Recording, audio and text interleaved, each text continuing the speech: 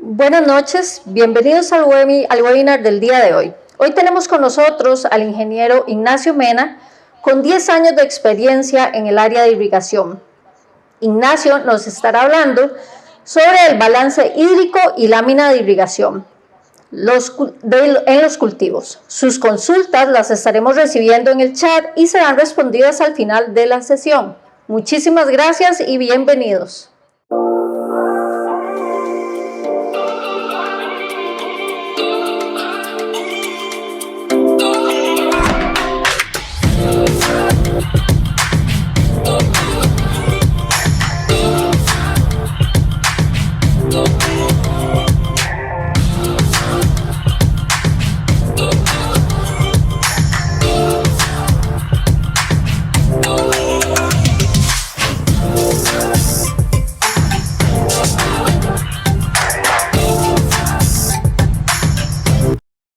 Buenas tardes a todos, espero se encuentren muy bien en sus hogares. El día de hoy para Durman Vallaliaxis es un gusto compartir con ustedes uno de los temas importantes para nosotros que trabajamos en la línea de irrigación para los cultivos, en el cual vamos a hablar de balance hídrico y lámina de irrigación en los cultivos.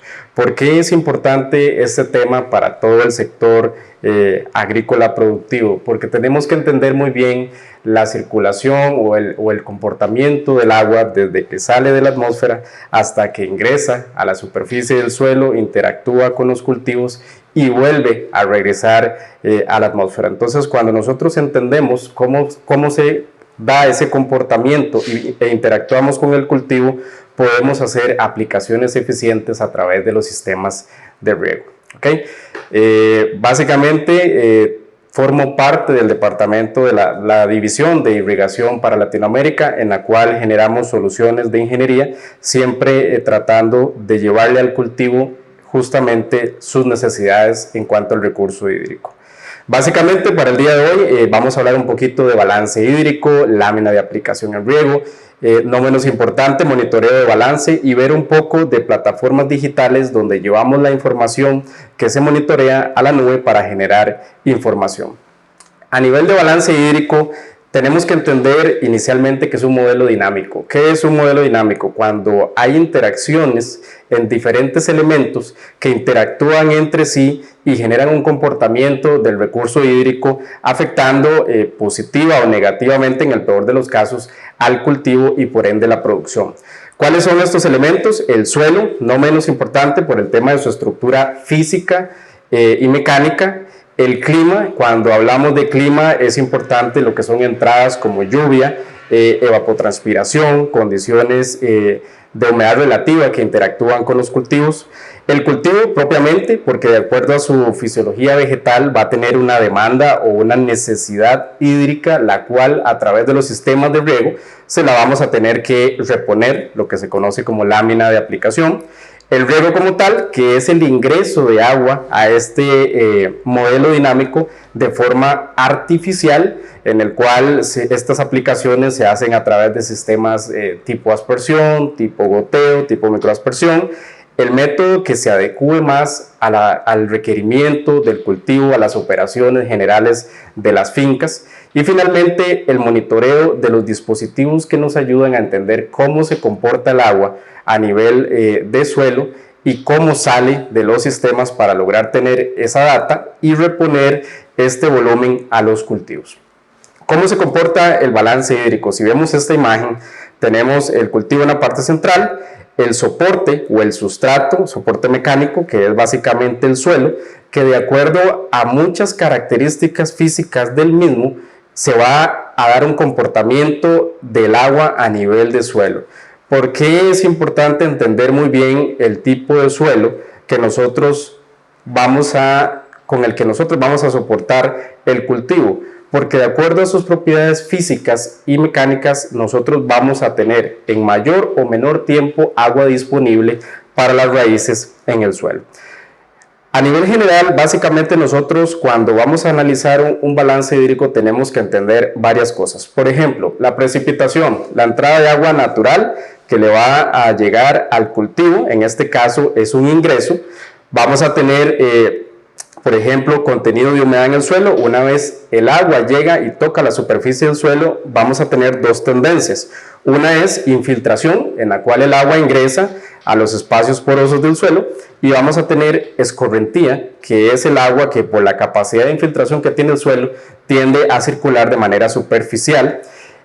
Vamos a tener un remanente que es fácilmente absorbible por las raíces del cultivo. Vamos a tener un volumen final que pasa directo y percola. Eso es entrando, llegamos al suelo, una parte se queda con el cultivo, otra parte sigue su camino a favor del gradiente, y vamos a tener otro par de fenómenos importantes que son la transpiración del suelo, que es el agua que el suelo pierde a la atmósfera, y la evapotranspiración. Este concepto es clave para esta presentación. ¿Por qué razón? Porque cuando nosotros queremos ser eficientes en un sistema de riego, tenemos que entender que la evapotranspiración no es un volumen o un valor constante, sino que al tener cambios climáticos, cambios en la humedad relativa, este valor de evapotranspiración va a depender de esa capacidad que tiene la humedad relativa para absorber agua, lo cual los cultivos la van a transpirar.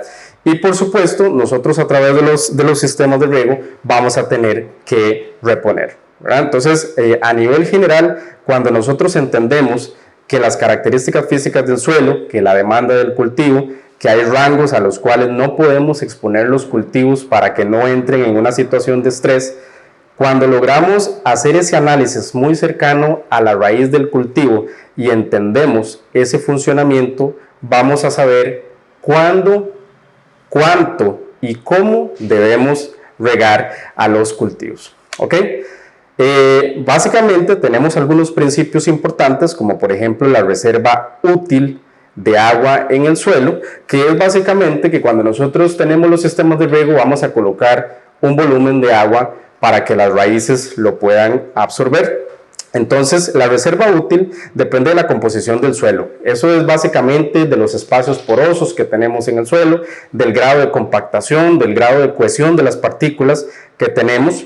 No es lo mismo tener un suelo arcilloso, donde su capacidad de retención de humedad es alta, su capacidad de infiltración es baja, en comparación con una arena o un limo. Tenemos también contenidos de materia orgánica que todos interactúan de cierta manera para dar una circulación al volumen de agua en el suelo, y cuando nosotros monitoreamos este comportamiento podemos tener una cercanía de criterio a la hora de determinar cuánto es esta lámina y cuál es el momento ideal para que el cultivo no entre en una situación de estrés. Los rangos o límites de humedad disponible se representan mediante dos valores esenciales que a nivel de riego, a nivel de mecánica del suelo y a nivel de contenido de humedad son sumamente importantes. Y uno es básicamente capacidad de campo y el otro es punto de marchitez permanente, que los vamos a ver a continuación. Cuando nosotros a nivel de los sistemas de riego vamos a hacer una aplicación de agua en la raíz de los cultivos, tenemos que entender que el comportamiento del bulbo húmedo no es igual en todos los tipos de suelo. Y eso me hace pensar que dependiendo de este comportamiento yo pueda modificar la frecuencia de riego, la lámina de riego, porque si tengo un suelo arcilloso donde pueden ver que el bulbo de humedecimiento es bastante achatado, nosotros tenemos un mayor tiempo en el cual vamos a tener humedad disponible para el cultivo. Si lo comparamos con un suelo franco que tiene un comportamiento muy satisfactorio, vean que el bulbo de humedecimiento es muy uniforme, a diferencia de un suelo arenoso donde tenemos que tener cuidado porque tiene una capacidad de infiltración sumamente alta y podemos perder mucho volumen por percolación si no se analiza bien cómo o qué tan rápido infiltra el agua en este tipo de suelo donde la cohesión de las partículas es muy baja, ¿verdad? Entonces, ¿cómo analizamos estos perfiles o horizontes del suelo para saber cuándo nosotros tenemos que accionar nuestros sistemas de riego dependiendo de este comportamiento? En la imagen de la derecha podemos ver varios rangos que son comportamientos o horizontes clásicos a la hora de que se mueve la humedad a nivel interno del suelo. Saturación. ¿Qué es saturación? Es básicamente cuando tenemos un exceso de agua en todos los espacios porosos de la superficie del suelo y tenemos un drenaje en la parte inferior perdiéndose volumen por percolación. ¿Okay? Esto es básicamente cuando tenemos precipitaciones o lluvias bastante fuertes que llevan los suelos a saturación. Una vez finaliza la lluvia, nosotros entramos en un periodo, llamémoslo, de escurrimiento, donde el suelo empieza a drenar y drenar y drenar, y llega un momento en el que el suelo ya deja de drenar, pero sus espacios porosos siguen totalmente llenos. Es lo que se conoce como capacidad de campo. Básicamente, capacidad de campo es un estado ideal en el cual el suelo tiene sus espacios porosos llenos, pero él no está drenando, a diferencia de como se ve en la imagen de la izquierda. Básicamente es esta que vemos acá. ¿A qué es lo que no queremos llegar cuando nosotros tenemos un sistema de irrigación en el cual le ponemos una lámina para un cultivo en específico? A lo que vemos en la derecha, que básicamente es cuando la capacidad de absorción del cultivo se ve totalmente limitada porque el agua está a una mayor profundidad que su alcance, ¿verdad? Entonces, así se comporta un suelo cuando está a capacidad de campo. ¿Ok? Cuando nosotros queremos medir o monitorear, por ejemplo, un estado de capacidad de campo, o sea, en el momento que tenemos agua fácilmente aprovechable para la raíz de los cultivos, estamos hablando de un potencial mátrico, una tensión, que se puede medir con un tensiómetro, de 0.33 bares. Eso quiere decir que si lo comparamos, por ejemplo, con un valor mucho más alto, 15 o 20 bares, quiere decir que la raíz del cultivo tiene que succionar muy levemente para lograr absorber agua. A diferencia de cuando se encuentra en un extremo cercano a capacidad de campo, tiene que tener una capacidad de succión sumamente alta para lograr extraer el agua del suelo y por ende puede entrar en estrés. Básicamente la tendencia de llegar de una precipitación muy fuerte a capacidad de campo está en el orden de 24 a 48 horas. ¿Okay? El punto de marchitez permanente es básicamente un rango al cual nosotros tenemos mediante un análisis de suelo, que es un análisis de laboratorio donde se hace un peso de una muestra húmeda contra una muestra de peso seco y se saca este valor. Nosotros no podemos llegar a ese rango porque llegamos a una zona con efectos irreversibles para el comportamiento de la turgencia del cultivo. Entonces, básicamente, cuando nosotros tenemos producciones, es importante saber a qué rangos definitivamente no podemos llevar los cultivos para no someterlo a una condición sumamente delicada de estrés con efectos irreversibles. ¿Ok? Si analizamos esta imagen que traje por acá, podemos ver varios rangos. En la parte superior, que se ve una línea verde, es capacidad de campo. Es un momento en el que el cultivo está totalmente tranquilo, estabilizado, sin ninguna necesidad de un esfuerzo adicional para succionar el agua. Pero vean la línea roja en la parte inferior que dice PMP, que es punto de marchitez permanente.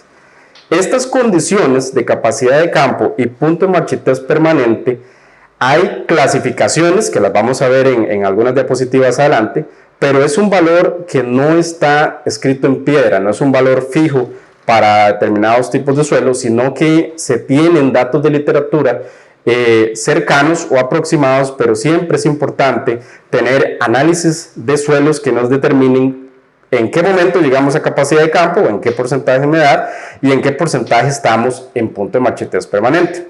Entonces, en estas líneas que se observan en el gráfico, se puede ver cómo mediante un monitoreo nosotros llevamos el suelo a una condición de saturación, por ejemplo en esta parte superior donde se ve un pico azul arriba de capacidad de campo, eso es una lluvia, y se puede ver también un extremo donde hay picos que bordearon inferiormente la línea de punto de marchitez permanente.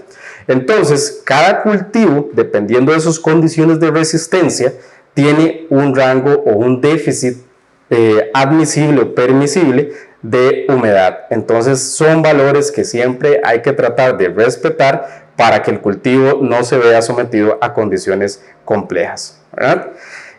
Básicamente, si tuviéramos que hablar de un valor en el cual se puede llegar a un punto de marchitez permanente, como les digo, no es un valor exacto, pero sí aproximado, podríamos estar hablando de una tensión o un potencial mátrico de 15 bares. Entonces, si recuerdan, en capacidad de campo estábamos a punto 3, punto 33, y ya en una condición de punto de marchetes permanente estamos cerca de los 15 bares. Eso quiere decir que la fuerza que tiene que hacer la raíz para lograr extraer el agua de un punto del suelo más profundo es mucho mayor. Entonces él empieza a hacer un esfuerzo adicional que ocasiona que las hojas no se vean tanto urgentes porque están invirtiendo su fuerza en extraer el agua lo más profundo que puedan. ¿Ok?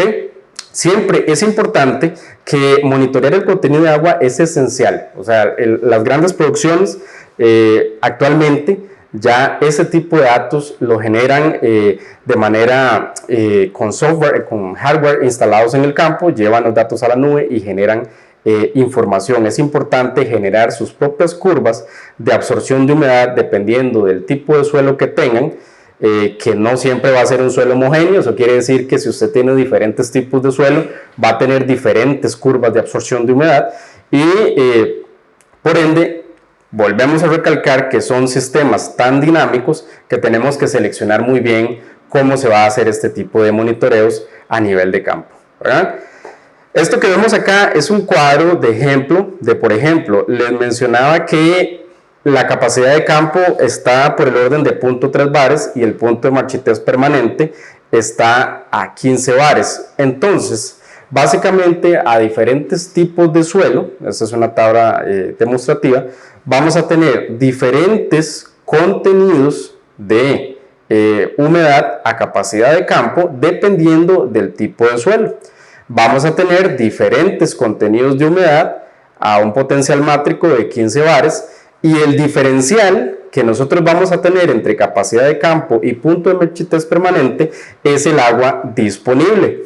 Pero esta agua disponible también va a tener un detalle, y es que hay que alinearla con la profundidad de raíces que tiene el cultivo. Entonces, vean que no es lo mismo llevar a capacidad de campo una arena que tiene una cohesión de partículas muy baja con una capacidad de infiltración sumamente alta a llevar a capacidad de campo un suelo arcilloso donde ese contenido de humedad va a ser bastante alto por efectos de la cohesión de las partículas y su capacidad de retención de humedad.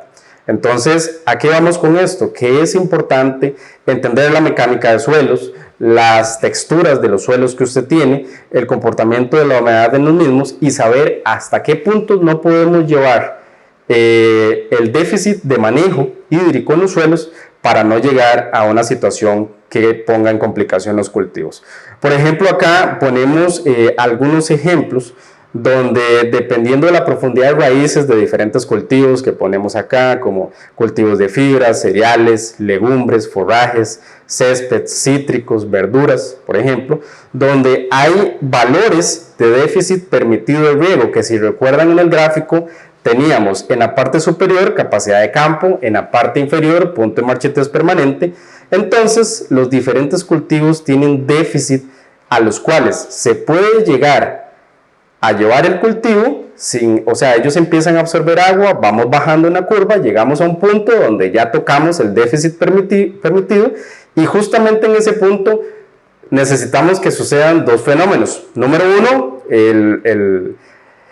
la aplicación de agua natural, que en este caso serían las precipitaciones, o artificial, que en este caso sería reponer la lámina por medio de los sistemas de riego, ¿verdad? Entonces, estos son datos de literatura, pero como les recomiendo, son datos que se tienen que generar de acuerdo al comportamiento propio del tipo de suelo también. ¿Ok?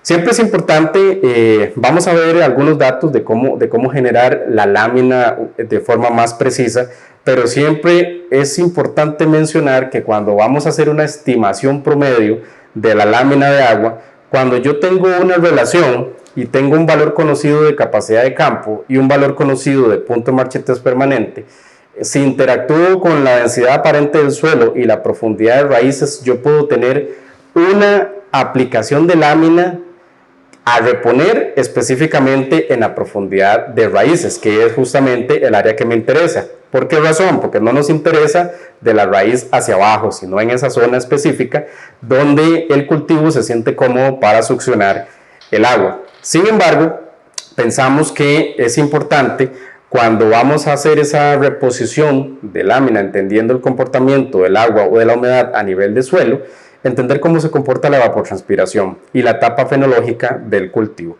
Entonces, ¿cómo funciona esto? Nosotros vamos a partir de un punto en el que tenemos el suelo con condiciones de agua bastante favorables, llámese capacidad de campo.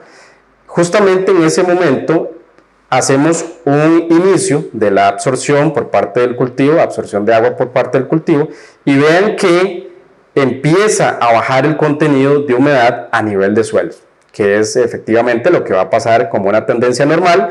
El cultivo necesita alimentarse de agua y empieza a succionarlo de la manera a la que lo tiene disponible en el suelo. Entonces vean que llega a un rango que se llama UR, que es básicamente el agua fácilmente aprovechable para las raíces del cultivo.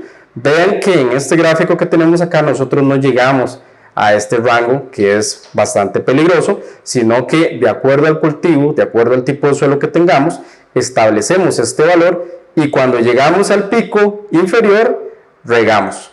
Por ejemplo, si tenemos un ingreso de lluvia, pues esto es algo que tenemos a favor, simplemente nos vuelve a llevar a capacidad de campo o inclusive saturación y la curva tiene esa tendencia. ¿Ok? Eso es importante. Cuando nosotros entendemos cómo es este comportamiento a nivel de la mecánica y la física del suelo y la curva de absorción del cultivo, sabemos cuándo regar, que es una de las preguntas importantes. A pesar de que cultivos con una demanda muy alta se riegan todos los días, puede ser que por el comportamiento de la humedad relativa no necesariamente sea la misma lámina. Entonces es importante entender muy bien ese balance para saber cuánto es exactamente lo que tenemos que reponerle a los cultivos. Ahora, cuando nosotros hablamos de humedad en el suelo, hay muchas formas de determinarlo. Uno muy común de laboratorio es el método gravimétrico, que es básicamente, se toma una muestra del campo, se pesa, eso sería una mezcla de agua con suelo o partículas de suelo, y se mete en un horno y se somete a un periodo de secado en el cual se estima cuánto es exactamente el peso del agua en la muestra. Entonces podemos determinar, por ejemplo, que si tenemos que 100 gramos de tierra seca que retienen 27 gramos de agua, eso quiere decir que podemos llegar a una marchitez del 12%. ¿Ok? Entonces, ese es uno de los métodos que se utiliza para determinar esos rangos a los cuales debemos tenerles mucho cuidado de no llegar al inferior. Hay otros métodos un poco más tecnológicos, como por ejemplo el uso de sensores electromagnéticos o dieléctricos, los cuales se insertan en el suelo y por una relación de impedancia eléctrica pueden determinar cuál es el contenido exacto de humedad por metro cúbico del suelo, que son bastante precisos. Hay otros que son menos precisos y cuesta un poquito calibrarlos, en este caso, por ejemplo, los tensiómetros, que básicamente no te dan un valor de contenido de humedad en el suelo propiamente, sino que lo que te dan es el valor de la fuerza que tiene que hacer el cultivo para succionar el agua. Entonces, en cuanto mayor sea esa fuerza, más bajo estamos llegando en el horizonte de suelo con la humedad y más le cuesta al cultivo succionar el agua. Por eso es importante entender el concepto o profundidad de agua fácilmente aprovechable para el cultivo sin llegar a un punto de sometimiento de estrés. ¿Ok? Ahora, cuando nosotros vamos a hacer este tipo de monitoreos de humedad del suelo, hay diferentes mecanismos a nivel de hardware que nos pueden ayudar a tener lecturas de contenido de humedad propiamente de humedad en el suelo, los cuales con el avance de la tecnología ya nos dan valores, por ejemplo, en el mismo sensor cada 10 centímetros, y estos sensores los podemos comunicar directamente a la nube. Entonces, cuando nosotros tenemos un tipo de suelo bastante uniforme, podemos hacer un establecimiento o una colocación aleatoria de los sensores a nivel de suelo. Pero si tenemos suelos que son bastante heterogéneos, tenemos que hacer un análisis para establecer estratégicamente la colocación de este tipo de sensores para que los valores que nosotros obtengamos sean representativos de acuerdo a la heterogeneidad del suelo. Por ejemplo, estos que tengo en pantalla son sensores ya que dan información adicional, como por ejemplo temperatura. Para algunos agrónomos es importante el tema de medir monitorear la temperatura del suelo para que no afecte la zona radicular. Salinidad también, hay cultivos que son muy vulnerables a la parte de salinidad, entonces hay monitoreos que son un poco más completos porque va a depender del grado de calidad de información que necesite el productor para que el cultivo esté en óptimas condiciones. Cuando hablamos de este tipo de monitoreos, llevando la información de carácter digital a la nube, podemos generar curvas como las que vemos acá, donde tenemos monitoreo de humedades a 20 centímetros, a 40, a 60, a 80, como se ve en el gráfico superior izquierdo. Y en la parte del gráfico central podemos ver cómo se comporta la humedad de acuerdo a rangos que nosotros le establecemos, a los cuales no debemos llegar, o si superamos la capacidad de campo, algo como lo que se ve acá. ¿Ok? Entonces, este tipo de sensores son bastante completos y amigables con el usuario para extraer la mayor cantidad de información en los sistemas. Tenemos otros tipos de sensores, los cuales comunican directamente a la nube también, como este que ven acá, que son sensores ya más especializados que generan mapas de humedad, donde podemos determinar, de acuerdo a la colocación de ciertos sensores en el campo, cómo se está comportando el vigor del cultivo, la humedad del cultivo en ciertos sectores estratégicos, para determinar si hay sectores a los cuales se les tiene que poner atención especial. ¿Ok? Ahora, retornando al tema de balance, ya hablamos un poquito del comportamiento interno a nivel de suelo, que es uno de los análisis un poquito más complejos porque no los vemos a simple vista. Vamos a hablar un poco de la evapotranspiración y la lluvia. Básicamente, a nivel de evapotranspiración hay varias formas clásicas de monitorearlos. Uno muy común utilizado en grandes producciones es el del tanque evaporímetro, que básicamente es un tanque con un dimensionamiento especial, no es un dimensionamiento cualquiera, en el cual en la parte interna superior cuenta con un lisímetro. Entonces se toma el volumen de agua o qué lámina se evapotranspiró. Entonces eso es una guía para tener un valor de evapotranspiración de referencia. Que ojo, esto es importante, que evapotranspiración de referencia no es lo mismo que evapotranspiración del cultivo, sino un valor general que incluye la transpiración de agua tanto del suelo como la transpiración de agua de la planta. ¿Ok? Entonces, este es uno de los métodos más utilizados a nivel de lograr medir las condiciones de lluvia o entradas al modelo de balance. El pluviómetro, que actualmente las estaciones meteorológicas ya cuentan con pluviómetro y es muy fácil determinar los valores de estas entradas de agua al modelo dinámico. Actualmente las estaciones meteorológicas cuentan no solamente con pluviómetro, sino con una serie de sensores en las cuales podemos monitorear temperatura del exterior, humedad exterior, velocidad del viento, dirección, precipitaciones, que es importante en este caso, presión, temperatura, humedad interior, radiación solar y radiación ultravioleta. ¿Para qué sirve toda esta serie de variables que nos puede generar mucha información mediante la estación meteorológica? Como bien saben, la ecuación de Penman-Montit tiene una serie de elementos, los cuales son variables para determinar un valor de evapotranspiración de referencia. Entonces, todas estas variables ayudan para cuantificar o calcular un valor bastante aproximado en tiempo real de esta lámina de evapotranspiración. Ven que acá mostramos, por ejemplo, uno de las tablas en las cuales podemos ver el cálculo que hace de evapotranspiración el sistema, por lo cual podemos notar que los valores que genera para diferentes meses del año son variables. Eso es importante. Entonces, cuando estos valores de evapotranspiración son variables y el productor le da seguimiento a este dato, se da cuenta que no tiene que aplicar la misma lámina totalmente constante a lo largo del ciclo fenológico del cultivo. ¿Ok? Ahora, ven que también a nivel de la plataforma de las estaciones meteorológicas podemos observar valores, por ejemplo, de lluvia completa y lluvia efectiva. Para efectos de los cálculos de balance hídrico se usa la lluvia efectiva, que es básicamente la que llega a las zonas de cultivo. Es por eso que siempre estos pluviómetros se colocan en zonas estratégicas muy centrales a la posición del cultivo para obtener estos valores de lluvia efectiva. ¿Okay?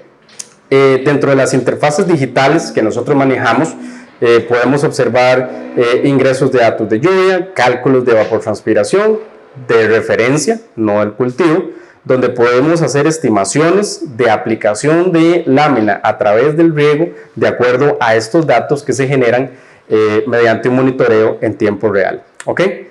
¿Cómo se comporta el fenómeno de evapotranspiración? Básicamente, cuando nosotros a través del sistema de riego colocamos el agua cerca de la zona radicular o llueve, por ejemplo, esta agua ingresa al cultivo por medio de las raíces, ¿verdad? En la zona fácilmente aprovechable para las raíces. Este líquido ingresa por la zona radicular, le da turgencia al cultivo y por liberación en la parte de los estomas, en vez de las hojas de los cultivos, libera este vapor de agua.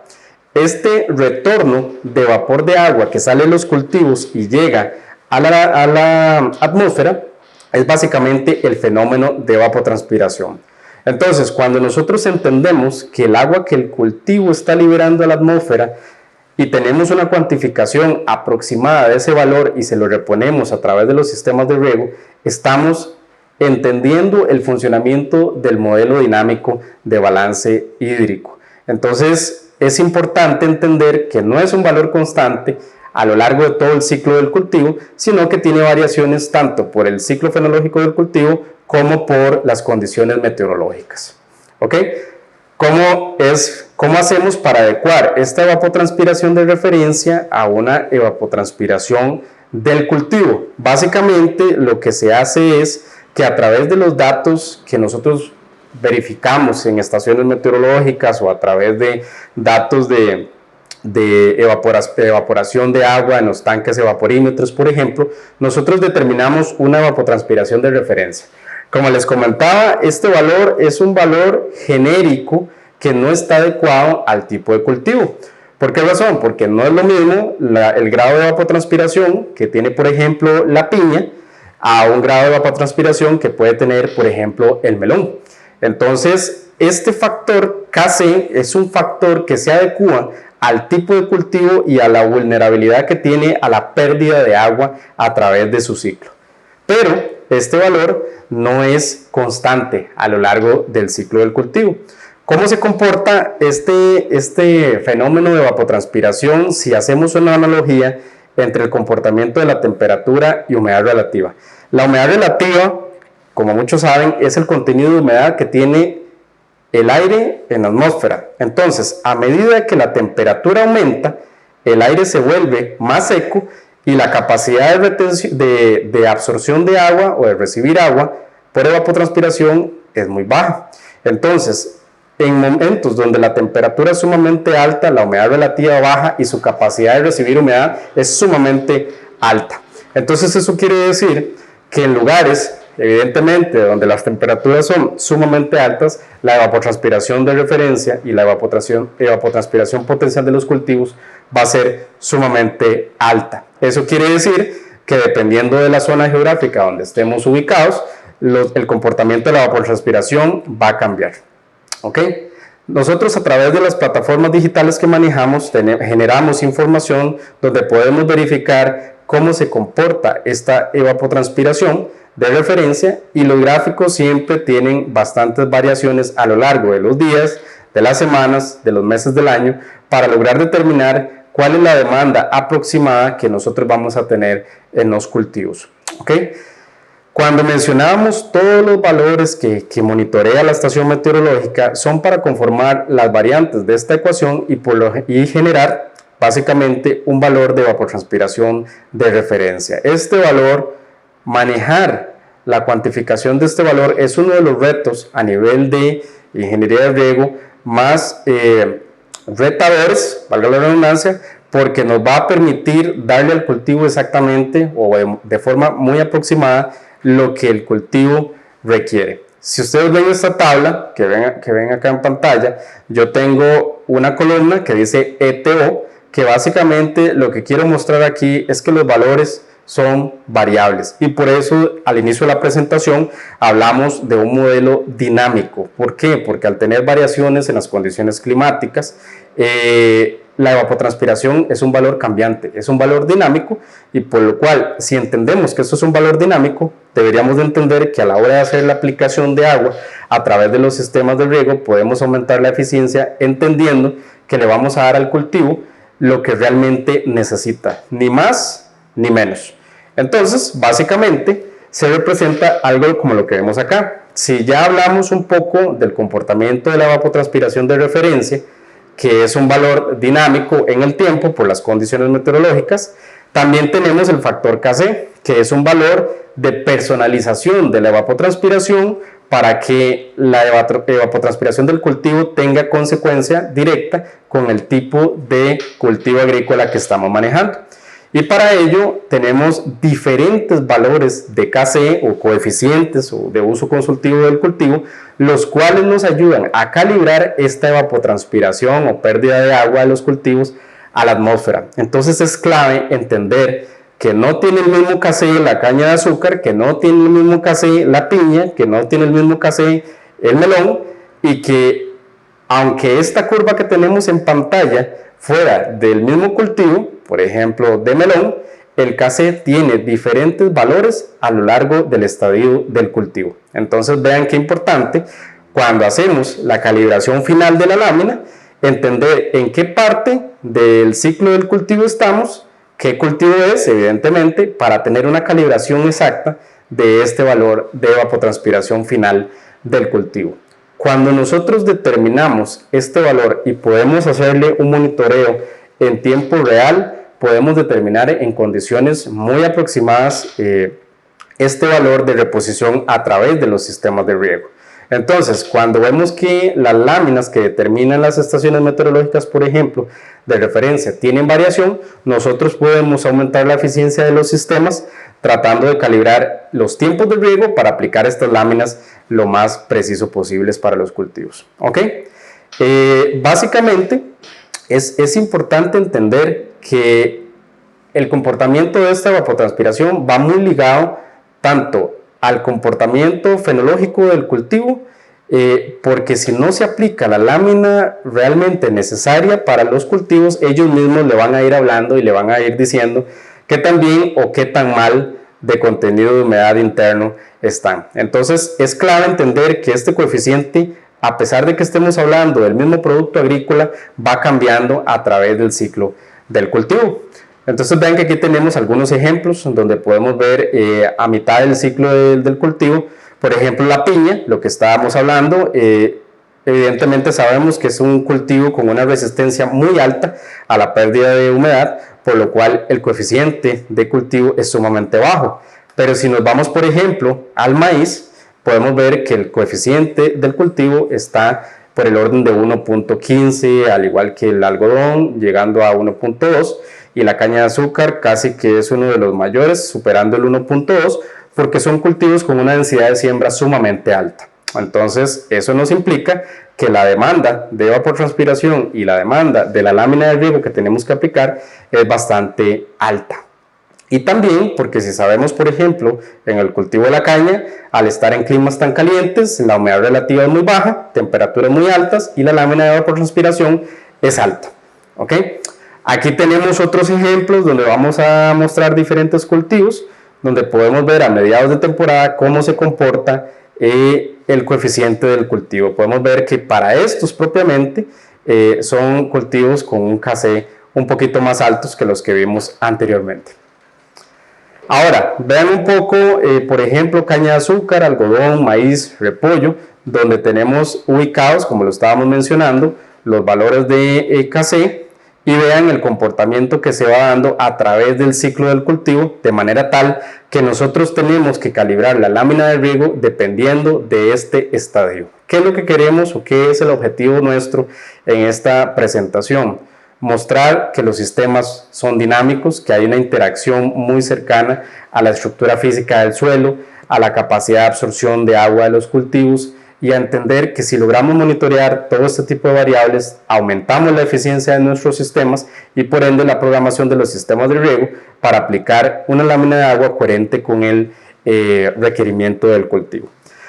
Con todo el marco que hemos entablado a lo largo de la presentación, todo esto nos ayuda a saber cuándo regar, porque para ello vamos a entender el comportamiento de la humedad a nivel de suelo, cuánto regar, que para ello vamos a utilizar los valores generados de la lámina de evapotranspiración ya calibrada, y cómo regar es un dato que, dependiendo del tipo de cultivo, de las formas de la finca, de las operaciones de mantenimiento y demás, nos van a indicar cuál es el método ideal para aplicar esta lámina y cuándo aplicarla en los cultivos, ¿verdad? Siempre es importante llevar todos estos datos cuantificados para tratar de hacer las programaciones lo más precisas posibles. Sin embargo, toda esta información se puede digitalizar a través de elementos de hardware que están colocados en el campo y nos pueden ayudar inclusive a hacer visualizaciones digitales de carácter remoto para monitorear todos estos datos que estamos hablando. Entonces, por ejemplo, aquí mostramos paneles de comunicación a la nube que tenemos operando en sistemas que se encargan de ciertas funciones. Puede tener conectados sensores de humedad, puede tener conectados medidores de caudal y demás para poder generar data. Siempre es importante a la hora de que nosotros vamos a cuantificar curvas de absorción de humedad del suelo, caudales aplicados por hectárea, volúmenes aplicados por hectárea a los cultivos, poder llevar esta información de carácter digital, generar informes es clave para lograr calibrar de la mejor manera la operación de los sistemas. Básicamente, a nivel de censado de humedad o de balance hídrico, ¿cómo lo podemos hacer a través de los sistemas? Con estaciones meteorológicas nosotros podemos obtener datos como por ejemplo lluvia o evapotranspiración de referencia, calibrarlo y pasarlo de acuerdo al tipo de cultivo a evapotranspiración de cultivo. Básicamente tener humedad del suelo a través de los sensores que pueden estar igualmente conectados a la nube, y el volumen que ingresamos al campo, que básicamente cumple la función tanto de aplicación por medio del riego o ingreso al balance por medio de la lluvia. Entonces, con todos estos dispositivos en el campo nosotros podemos digitalizar, monitorear la información y tener un análisis completo con generación de reportes del comportamiento del balance a nivel de campo, ¿verdad? Todo esto nos ayuda a determinar el momento exacto en el cual nosotros vamos a regar y evidentemente cuánto vamos a regar, que es clave. Siempre el monitoreo de los sistemas es clave para lograr tener los datos más precisos de cómo regar, cuándo regar y cuánto regar, básicamente. Con esto hemos finalizado la charla del día de hoy, donde hacemos un repaso general de las consideraciones que tenemos que tener para evaluar el requerimiento hídrico de los cultivos, no dejar de lado las características físicas del suelo, las características de absorción que tienen las raíces de los cultivos, qué tan vulnerables son a la pérdida de agua, entender que son modelos dinámicos en los cuales vamos a tener variaciones en el consumo o en aplicación de lámina que le tenemos que dar a los cultivos para tratar de ser lo más eficientemente posibles a la hora de irrigar los campos. Muchas gracias. Gracias, ingeniero. Tenemos algunas preguntas por acá. Ajá. Nos pregunta don Rodolfo, ¿cómo sé si los datos meteorológicos del CropWatt de la FAO son datos actualizados? Esa es una muy buena pregunta. Con el tema del CropWatt, nosotros lo que hacemos es, utilizamos como referencia estaciones meteorológicas en sitio. El problema que puede haber con el CropWatt es que cuando usted analiza la estación meteorológica más cercana que tiene al proyecto, puede ser que ésta no esté lo suficientemente cerca y se nos puede generar una alteración de la lámina de acuerdo a los microclimas que se pueden generar. Tengo entendido que le hacen actualizaciones cada 6 meses, es un dato que había consultado, pero indiferentemente del tiempo de actualización, me preocuparía yo más por la cercanía que tiene la estación, que en la base de datos del CROWAT está más cercana al proyecto y que se generen microclimas, lo cual le puede dar una variación en la aplicación de lámina de evapotranspiración de referencia. Entonces es importante hacer ese análisis de la cercanía, de los microclimas que se pueden generar en el espacio de la estación que usted va a utilizar como referencia a la que tiene en el proyecto. Básicamente, con el avance de la tecnología, ya es muy fácil conseguir una estación meteorológica que usted puede llevar al proyecto, o inclusive instalar un pluviómetro con una conexión digital a la nube, con un chip de transmisión de datos, y le está dando un dato propiamente del proyecto, y la transición de datos es cada 15 minutos. Entonces hay opciones con las cuales usted puede asegurarse que el valor que está generando es directamente de su campo, con soluciones que realmente son económicas y le dan un valor agregado a la información que se genera. Gracias, ingeniero. Tenemos otra preguntita de don Henry Duarte. Dice, ¿cuántos años de datos necesito para que este cálculo del CROWAT sean precisos? Eso es una excelente pregunta. El tema que tenemos actualmente es que por los fenómenos del cambio climático, las variaciones de datos están siendo tienen picos altos, picos bajos. Entonces, se recomienda que para tener una estabilidad en la estimación de datos que le va dando el CROWAT, tiene que tener por lo menos 5 años de almacenamiento de datos para tratar de tener una certeza en el comportamiento clásico de la evapotranspiración a nivel del tiempo. Pero, como le comentaba al compañero que hizo la pregunta anterior, es importante entender que el CROWAT, a pesar de que es una muy buena fuente de información de la FAO, hay que tener cuidado con el tema de la cercanía de esas estaciones meteorológicas a los proyectos. Si es el caso que la estación está en una posición muy cercana a los proyectos y no va a haber una alteración de microclimas entre un punto y otro, pensaría que 5 años de datos le puede dar ya una certeza muy aterrizada de la confiabilidad que le pueden dar los mismos. El tema de esta elongación de tiempo es básicamente por los fenómenos tan cambiantes de clima. Muy bien, ingeniero. La segunda pregunta de don Henry. ¿Cuántos sensores de humedad necesito instalar en campo para tener más precisión al momento de la planificación del riego? Esa es una muy buena pregunta. Y la respuesta es depende. ¿De qué dependemos cuando nosotros vamos a hacer una colocación de los sensores a nivel de campo? Primero, el primer factor que tenemos que revisar cuando tenemos un campo agrícola es qué tan heterogéneo es el suelo. Entonces, hay información de los fabricantes que puedes tener un sensor cada 5 hectáreas o inclusive 7 hectáreas, pero no es una respuesta única. Yo pensaría que lo primero que hay que hacer es un análisis, un mapeo de las texturas de suelo que son representativas. ¿Por qué? Porque si usted tiene un suelo uniforme, usted puede seguir una recomendación como las que da el fabricante de 5 a 7 hectáreas. Pero si usted tiene condiciones de suelo muy heterogéneas, necesita posicionarlos por lo menos en las áreas o en los tipos de suelo más representativos de la finca. Para darle un ejemplo, nosotros en sistemas de riego extensivos, si tenemos suelos bastante homogéneos, podemos tener un sensor de humedad por turno, por darle un ejemplo, o por set de operación, pero es algo que no tiene una respuesta definitiva o de receta, porque va a depender primero del análisis o el mapeo de tipos de suelo que usted va a tener en la finca.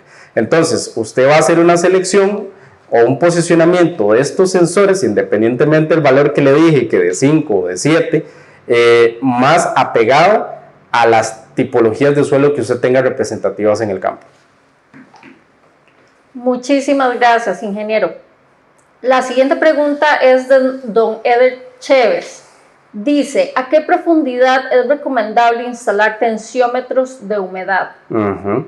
Esa respuesta básicamente va muy ligada a lo siguiente. Cuando usted tiene un cultivo, hay un área de interés a nivel de estructura interna de suelo y es la profundidad de raíces. Entonces, la respuesta básicamente es que el tensiómetro usted lo va a ubicar a una profundidad en la cual usted logre monitorear la fuerza de succión de la raíz en un rango donde está la condición o desarrollo radicular del cultivo.